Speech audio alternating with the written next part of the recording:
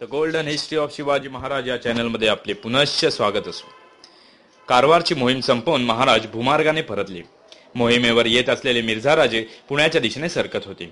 ते आणि दिलेर खान पुढच्या मोहिमांची चर्चा करीत असावीत असे दिसून येते। दोघांचेही हेतू एकच होते, पण पद्धती वा मार्ग जरा भिन्न भिन्न होते। दिलेरचे म्हणणे असे की या शिवाजी राजेचे किल्ले एकूण आहेत तरी किती, फार फार तर 40। ते सर्वच किल्ले आपण या युद्धात जिंकून घेऊ, हा विचार आपल्या प्रचंड सैन्य बळावर दिलेर मांडित होता।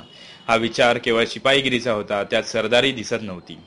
मिर्झा राजांचा विचार वेगळा होता, त्यात अभ्यास दिसून येतो। मिर्झा राजांचे म्हणणे थोडक्यात असे, शिवाजी राजाचे किल्ले घेणे सोपे वाटते तितके नाही, कारण त्या किल्ल्यातील मराठी माणसं अजिंक्य आहेत। ती फितवा फितुरीने विकत घेणे वा लढूनही जिंकणे जवळजवळ अशक्य। या माणसांचे म्हणजे लढाऊ सैनिकांचे घर संसारच जर आपण तुडवून काढले आणि त्यांची बायका पोरे शेतीवाडी आणि त्यांची खेडीपाडी पार मुरगळून काढली, तर गडागडावर असलेले हे मराठी आपोआप भुईवर गुडघ्याने डोकं टेकतील। त्यामुळे शिवाजी राजा हा आपोआप आपल्याला शरण येईल असा विचार आणि पुढे प्रत्यक्ष तो विचार कृतीत आणू पाहणारा मिर्झा राजा जयसिंग हा एकमेव शत्रू वा सेनापती ठरला। बाकीचे सगळे हाणामारी आणि जाळपोळ करणारे।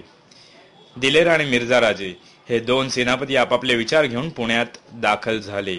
महाराजांनी एक तिसराच प्रयत्न करून पाहिला। मोगलांचे बळ अफाट आणि मिर्झा राजा हा सेनापतीही शहाण्या डोक्याचा।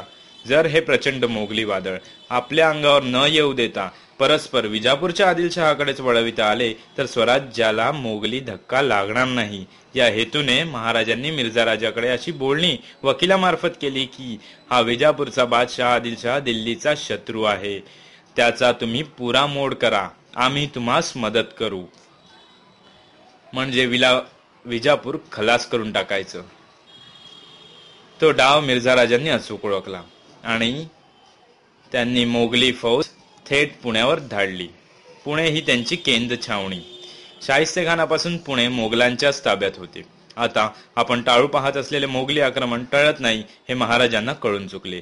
संकट कितीही मोठे अंगावर आले तरी आपला आब न सोडता ताठ उभे राहायचे हा महाराजांचा नेहमीचा स्वभाव। मिर्झा राजा आणि दिलेर खान यांनी आपापल्या पद्धतीप्रमाणे मराठ्यांविरुद्ध डाव खेळायचं ठरवलं।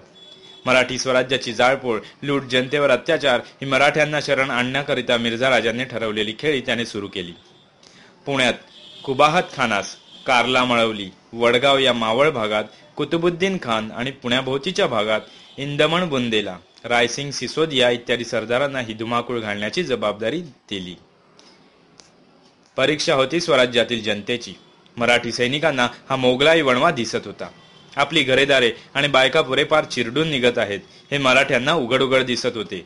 समोरासमोर मोगलांची झुंजायला मराठी माणूसबळ कमी पडत होते, तरीही प्रतिकार चालूच होता। स्वराज्यास आरंभ झाल्यापासून आतापर्यंत मराठी सैनिक सतत लढतोच आहे, विश्रांती नाहीच। आता तर ढगफुटीसारखे मोगली हत्ती आपल्यावर तुटून पडले आहेत हे मराठ्यांना दिसत होतं। महाराजांनाही ते दिसत होतं।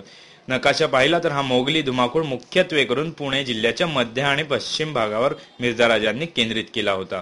पण इथेच शिवशाहीचा मावळा सैनिक आपल्या प्रखर धैर्य, शौर्य, सहनशीलता, त्याग, निष्ठा आणि नेतृत्वावरील विश्वास आणि प्रेम अगदी नकळत, अगदी सहज, अगदी उत्स्फूर्त आणि अगदी हसत हसत जगून वागून दाखवित होता।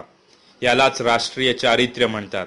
या काळातील या आक्रमक आगीच्या वर्षावात कोणत्याही किल्ल्यावरचा वा दर्याकपारातल्या ठाण्या छावणीतला मराठी सैनिक हताश, निराश, गर्भगळीत वा अगतिक झालेला दिसत नाही।